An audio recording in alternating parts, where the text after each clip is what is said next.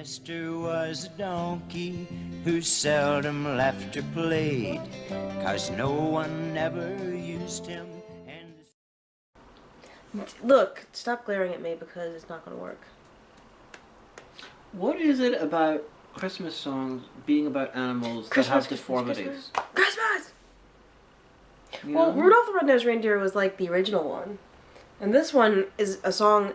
We watched Nestor the Long-Eared Christmas Donkey. Welcome to the Christmasing.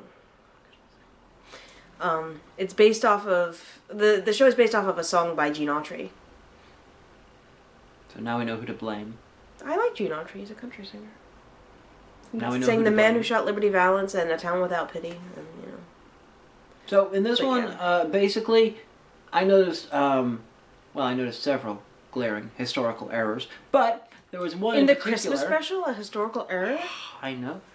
She didn't shut up about it like the whole entire episode. One in particular was really irritating, infuriating, because they said in the lyrics that the Roman Empire spread from somewhere, bumfuck, The Mediterranean. south to the North Sea. And the map they showed of the Roman Empire went as far as France. Didn't even go into Germania. It wasn't in Britain. So it did not reach the North Sea. It reached the English Channel. So it's like, you could have easily just... You had the British Isles. They could have easily had England being covered.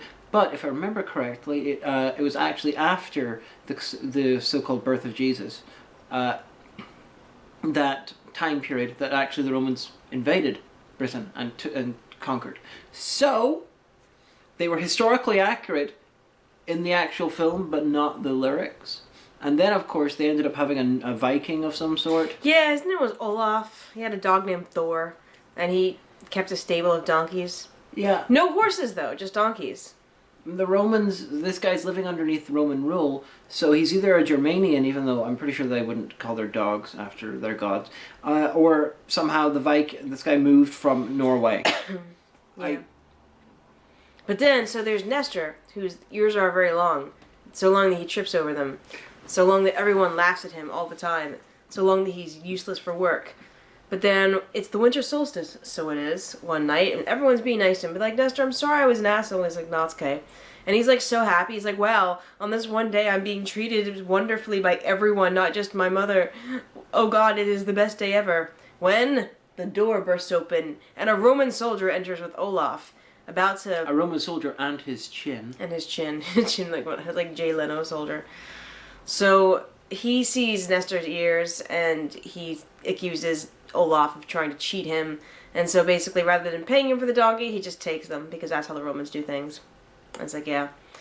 And so he takes all the young donkeys, and then so Olaf is like, it's your fucking fault, and just throws him out of the place. And his mum's like, no, my son, I've seen Bambi, I know how this goes. So she breaks out, and it's like a terrible, terrible storm on the coast of the North Sea. So she like digs a hole and tells him to get in there, and she like sits over him and saves him from the storm, and she dies. It's pretty traumatic. He's crying and everything.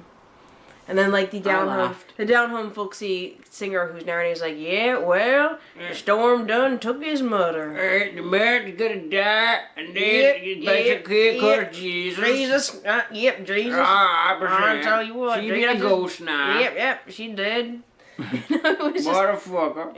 It was like, what the accent well, is. and he's like, well, the storm left, and like so many things that were bad left beauty in its wake. And then there's this wee donkey like sobbing, Mom! And he's like, yeah, but so in saving Nestor's life, she let the storm take hers. It was so pretty when I shot a man in Reno just to watch him die. The blood, such pattern, I sold it as a Jackson Pollock. Just like in the Bible.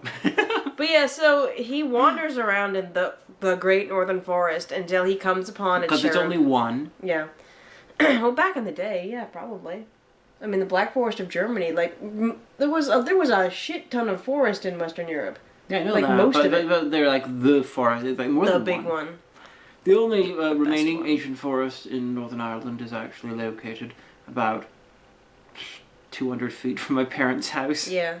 So it's actually legally protected because it's so fucking old. It's got a quarry in it, and the best part about the quarry Is that was before it was protected. Is if you go where like there's a fence obviously to keep you from falling the fuck into There the wasn't quarry. when I was a kid, and I was so disappointed when they put that up. I was like, oh my god, how can they practice proper natural selection if the kids aren't gonna? No kids actually died when I was growing up there. However, several fell in. Did they get hurt? Yeah, unconsciousness and stuff, but no one died. Well, at least. Because Northern Irish people bounce. That's true. Or blow up. But no, so there's a thing that says danger quarry face, but someone's defaced it so it says danger queer face. And that's, Now I want to know, is the quarry itself the queer face, or are they insulting the person reading it? someone is I don't know. But anyway, so he wanders through the Great Northern Forest until he meets a cherub. And you pointed out something very important, which actually is true. Would you like to share with the audience? That cherubs don't look like fat little baby motherfuckers in the thing. That was an invention by the Victorians who thought the true appearance of cherubs was a bit too disturbing. And given that they were angels, if you look at the descriptions of angels in the Bible and the surrounding lore... terrifying. They're like alien creatures. I think that the cherubim are they the ones that can shapeshift into animals? I think they Like might the have lion with like 17 heads or something. 3 heads or whatever. Yeah, they've all... The angels are either made up And then of the Elohim are the wheels in the sky. Yeah, wheels within wheels. Yeah. Although someone pointed out that wheels within wheels is a perfect description of like a chariot wheel or like a cart wheel, because as long as one with spokes, because you got the outer wheel and you got a smaller wheel on the inside with spokes between it, so they may have actually been just poetic license, like describing something that's very basic. That's true. But no, it's totally aliens, man. But yeah, so the angel's like, nah, see, you've got a destiny. You have to go to Bethlehem. I'm called Tilly for some reason. Yes, just like in the Bible. Jennifer Tilly is totally an angel. I'm Tilly. I'm a cherub. You have a special destiny. I'm gonna star in Bride of Chucky. And Seed of Chucky, but not Curse. Then, there's a song about, don't tease others and make them cry, asshole. Because how would you fucking like it? Was basically the gist of the song. Like, they travel south, and there's animals that make fun of him until the angel's like, hey, call me O-tits. And the animal's like, motherfucker. Whoa. So eventually, he's in a boat across the Mediterranean. So they make it to the Holy Land, and she's like, they're just got a boat, and the angel is holding onto his ears, which somehow turns it into a sail. Watching this is like, now, for the Americans out there, we've seen a lot of American media because you're also super powerful culturally.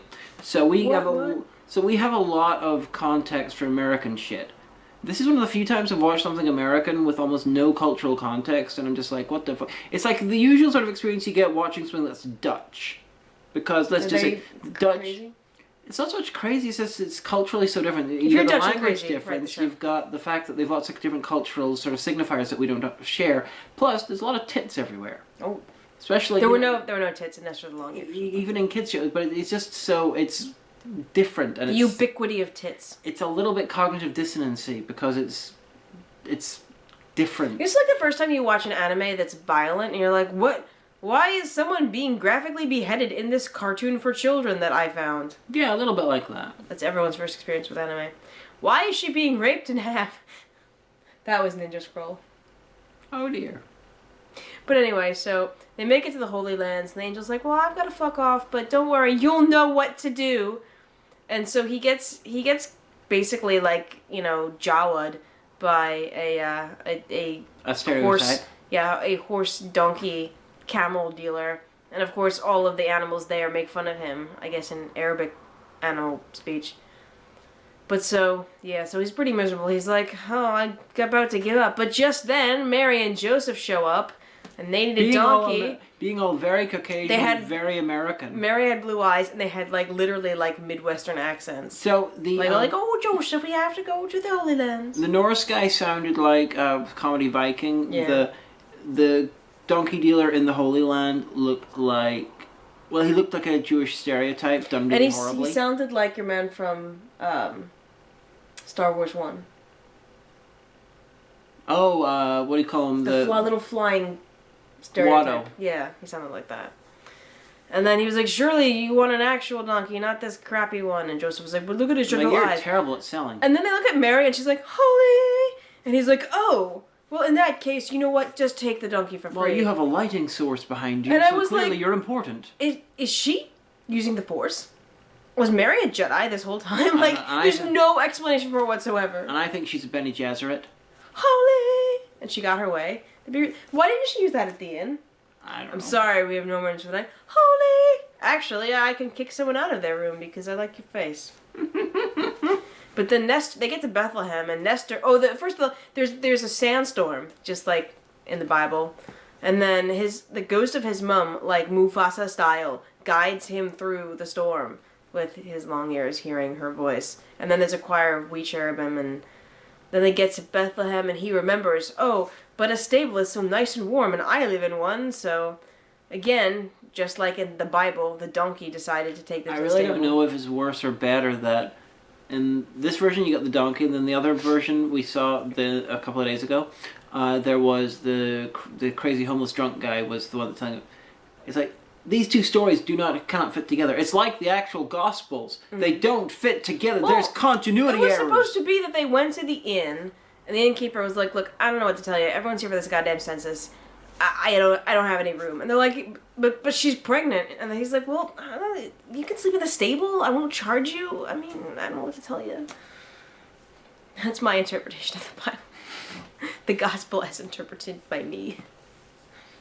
But yeah, so then, like, a second later, then the wise men are there. And there's like 50,000 people in the stable kneeling like they're praying to Mecca. And I'm like, this is getting really confusing. So then he goes home, a hero, and they show him now back in the Norselands, sledding down a hill, like with his feet on his ears, and everyone's like, yay! And Olaf like lifts him up and like, yay, friend, hero. Apparently they all became Christian, and they heard that he like was a week later, stuff, and he was looking after the baby. He helped the baby Jesus out, and my feeling is that the donkey wandered around the desert and died of heat stroke, and that was like the last hallucinations of his dying mind. Like nearly, it was like 500 or 600 years after the death of Christ that like most of that northern part of Western Europe was brought by the sword into Christianity, and a lot of places held out even longer. Hallucinations. Yeah, the last part of technically Europe was part of Western Russia. That stayed pagan until, I believe, the 1800s. Good on them. There you go. Yeah. But that was Nestor, the long-eared Christmas donkey. Now, this was not one of the ones we watched a lot. We had a VHS of this, and it was one of the ones that was towards the back of the closet. So we're like, oh yeah, I guess we'll watch this one. What did you think? Did it bring the spirit of Christmas into your heart? Oh, and the whole thing is narrated by a down-home country donkey who's Santa's donkey, don't you know? Whoa, you didn't know Santa had a donkey? Who do you think does all the shit jobs around here? He doesn't say that. I think Santa's donkey is the donkey in the Bible that talked. That's my feeling. You think so? Mm-hmm. He's an immortal. Like, he's like, Nestor was mine. Yeah. Well, hold on a second, Nestor was his ancestor, right? Okay, Go with me. Which means that Nestor got it on at some point. Yeah. He produced offspring. Where does Santa enter the equation? Did Santa come and take Nestor St. and Nicholas hasn't been born yet. That's true. Cause maybe Nestor was one in the Bible who was talking, and then he died of heat stroke. Maybe. But, like, I need to know where Santa gets involved in this. Was he like, oh, I better take this family of donkeys from this totally random Norse guy that I know because I have a feeling that they were involved in the birth of Christ, and even though I'm going to become secular in a few centuries, you know. Like, because, yeah, he's like, oh, here's the nativity that we have set up in the stables. And I was like, why? Some little issues. Are reindeers Christian? What? Some little issues. Little issues. Yeah, just what you're bringing up. That's some tiny little issues. What did it teach you about the spirit of Christmas? It taught me that Christians are crazy. But did it make you feel happy and to reflect upon? It made me feel like someone who watched a thing about a donkey. But he had long ears and he tripped on them. Bambi reference, mother died. Yeah, but she wasn't shot though. Because they didn't have guns yet. She was shot with cold. That's not how that works. Totally is. Well, you know what? A lot of things about these rankin-bass specials is I remember them being longer somehow. Because you had... Maybe I was younger. Well, I was younger, but time seemed... Maybe time has passed since then. Maybe time is linear. No, but like, I guess time seems more... Your perception of time... Isn't that a psychological thing? As you get older, it seems to pass quicker? Yeah, your perception of time changes. I don't know why that is. Someone should research that. Apparently, from what I read, maybe this was an actual research, maybe not. whenever you're 2, half your life, sort of, a year is half your life. Whenever you're 10, a year is a 10th of your life. When you're 30, it's a 30th of your life. That's why it feels like it's getting quicker. Yeah, like, because all anyone's been saying to each other of the people that I know is, oh my god, can you believe it's almost Christmas? I know, right? Can you believe it's the last week of the term? I know, right? Like, sometimes I use a game that I used to play when I was little, like when I was like 10 or 12 or something like that. I would... Here, I'll help you. There you go. Stop it. I would pretend that I would like have this little thing like, what if I fell asleep after because there was this time that I used to play t-ball when I was 8, which is, Google it, I don't feel like explaining. It's like baseball, but not really. And I was laying on the bench after the game. My dad was talking to some of the other parents. I was really tired. And so I invented this game that I would think back on every few years. I was like, well, stop it. I'm being serious. I was like, what if I fell asleep on that day in August in 1988, and everything that I've lived in the past year or 2 years, or what? You're making a face. Or, so many years. Do you want to tell a story? No, I'm listening. Or, like, all this time, like, what if that was just a dream that I was having? What if, like, I am dreaming what will actually happen in life, and I'm gonna wake up 8 years old and be like, oh my god.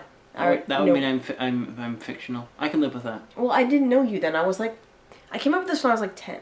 But then, like, every few years I'd remember this and be like, oh wow, what if I will wake up, like, in 5 minutes and it's 1988 and I had, like, this incredible dream of my whole life. And you can make a bunch of money on the presidential elections. Yeah, but I have no way of knowing that what I dreamed will actually be forthcoming. Yeah, that's true. But if you wake up in 1988, you get a couple of years to see who was going to win the 1992 thing. Or that's an election year. You can see if George W. Bush wins or Michael Dukakis wins. Well, I know Michael Dukakis. But no, but like... But you didn't know that... Yeah, but here's the thing is, like, I have no way to know that the things that happened after that point are actually real. Like, and you can look this up. There's this one guy who, he was hit by a car. He was either in a car accident or he was hit by a car. But he got out okay. And then, like, a year later, like, he met a girl and he fell in love. And, that it was more than a year. So they had 2 kids. And, like, years later, he was sitting in his living room, and he looked at the lamp, because the lamp started to look funny, like it was out of perspective and shifting, and all of a sudden, just perspective, like, just completely went, like, lines bled into each other, and, people were shaking him and pulling him up, and it had really only been, he was unconscious about 5 minutes after the accident, but he had had this incredibly vivid, hallucinatory dream state. Like, the woman, like, there was no such woman. Like, he didn't have a girlfriend at the time. Like, and he actually, it's been quite traumatic for him because he misses the wife he never had and the children he never had. And I think he said, like, something like, when he told Storyline, he's like, if anyone wants to study me or make a novel out of this, I don't care, whatever. It's very upsetting and stuff. But psychologically, that's very interesting. The way that, like, his brain created this narrative that was so intensely real, perhaps because of the endorphins that were in the brain after the accident, that he lived several years of a life that never happened. What if this happened? For related to the media, look up Junji Ito's short story manga, Long Dream. Well, this actually happened, though. I know, but or at least the guy claimed someone it did happened. a thing based. He might have been lying or trolling. I don't know. But Long Dream also was adapted into a film by Higoshinsky, who directed the Uzumaki adaptation. Dun, dun, dun. It wasn't a good adaptation. But anyway, so your final thoughts on Nestor, the long-eared Christmas donkey, and the second version of the Nativity that we've seen so far? It exists. He done saved the baby Jesus. Possibly shouldn't. Nestor as a character is less disagreeable than many. I don't know why he was Norse. Why couldn't it just be a Celt, or even better, somewhere close to the Holy Land? A Pictish donkey. Maybe. So we've got 5 down. We have 7 days a week left of the Christmasing. I'll have the next one be animated because I know there's 2 more Bass Rankin stop motion. But stop that. It might not be one of the long ones. Well, but definitely be good. Well, I'm watching all of the ones you wanted to watch. Christmas! Goodbye, everyone. Goodbye!